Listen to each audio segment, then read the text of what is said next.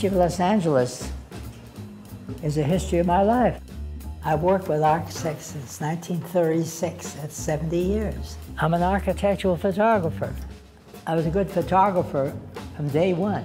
A large part of my life of my pictures are to the city. This is before Los Angeles had many high-rise buildings. It's all parking lots. It shows the mountains, it shows the Dodger Stadium. This photograph is history. All this is covered with tall buildings. I tell this to photographers. On a Sunday morning, when you're not working, or Saturday morning, go downtown and have a good time. Photograph everything. This picture is history. The only tall buildings was Robert Alexander was the architect who did the high-rise apartment buildings. That's all there is here. The Music Center was there, and the City Hall. The City Hall is here. It took a lot of courage for the builders, the contractors, the architects, to build those high-rise and build the Music Center here. People, you have to have vision. I was photographing the Music Center for a public relations man who did publicity for the Mark Taper Forum and the Music Center and the Amundsen Tower, the Dorothy Chandler Pavilion. This man was doing public relations for the Music Center. He said, Julius, the Mark Taper building is almost finished. Let's go down there and take some photographs to announce that the Taper Theater will be open to the public. We got down there. The construction people were still working, but the cast was already rehearsing the program. Seichel, brains. I have a vision. I said, wait a minute. He said, gee, it's too bad. Maybe we should move the equipment away. I said, no, let me do it. Go inside and ask the producer of the play, since they're having dress rehearsals, bring the actresses and the people outside. I'm going to pose them. Look at the cast here. I spread them around. I took a photograph. This is the Music Center. Here's a Mark Taper. I'm now a photographer, now I'm a producer. They don't call me Uncle Julius for nothing. And this picture has appeared in magazines all over the world, announcing how Los Angeles is growing. This is how Los Angeles has become a great city. It's a miracle. The last statistics, Los Angeles now has 4 million people. When we came here from Connecticut in 1920, when I was 10 years old, Los Angeles had 576,000 people. In 1930, 10 years later, the next census, Los Angeles had 1,300,000 people. In my own lifetime, Los Angeles now has 4 million people. I've grown with the city. The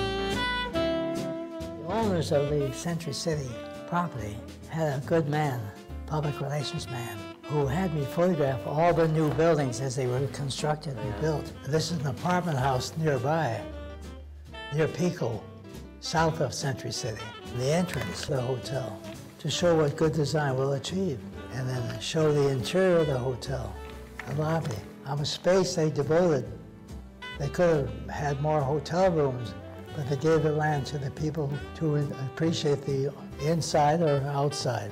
For a hotel to build an outdoor dining area, very successful, but it meant giving up some land, which could have been for more hotel rooms in this hotel. This is educational. It's another page of history. In the 1920s, there was such a thing called bungalow courts. They're still around. They consist of small little houses. So on one piece of property, you can build these units, low-cost housing. By the very fact, if you have a courtyard, you go out and sit down. You're encouraged to go there and sit and read a book or just talk with the neighbors. Pretty soon you find it's nice to know your neighbors. Maybe they're not so bad. They're friendly. You have a lot in common with people. So it's a social thing, but it's also psychologically very important. Suddenly I realized that can be the centerpiece to bring people into living together, not just available housing, low-cost housing. And you find you're socializing. Revolution is a form of evolution. Aliso Village doesn't exist anymore. They had to tear it down practically to redesign it. Why? Because the density brought more people living in there.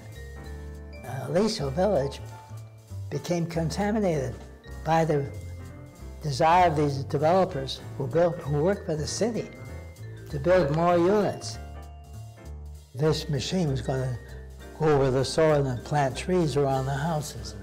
But they planted trees only where there was room.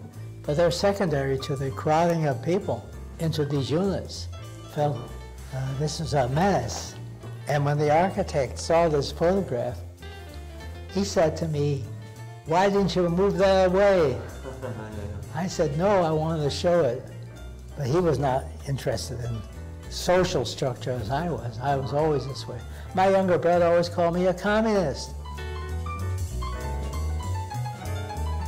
Eichler homes became tremendously successful. They decided to start building Eichler homes down here in Canova Park, Tustin and Orange County, and they started building these tract houses. You make a composition which tells the story of the architecture.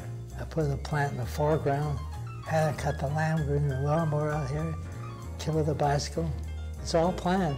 Cut the grass here just a little bit. She didn't know how to do it, and I had to show it to photographers have to do that. My assistant, take a branch from a tree, and we hung it from a light stand with wire and wrapped it, hung it like this in the foreground. How nice to frame it with oranges, mostly orange groves in those days. So we saved the oranges for the picture. So we have teamwork between God and nature and the architect and Uncle Julius. How can I lose? Here I am 76 years later. And it's been a great, wonderful life, great career.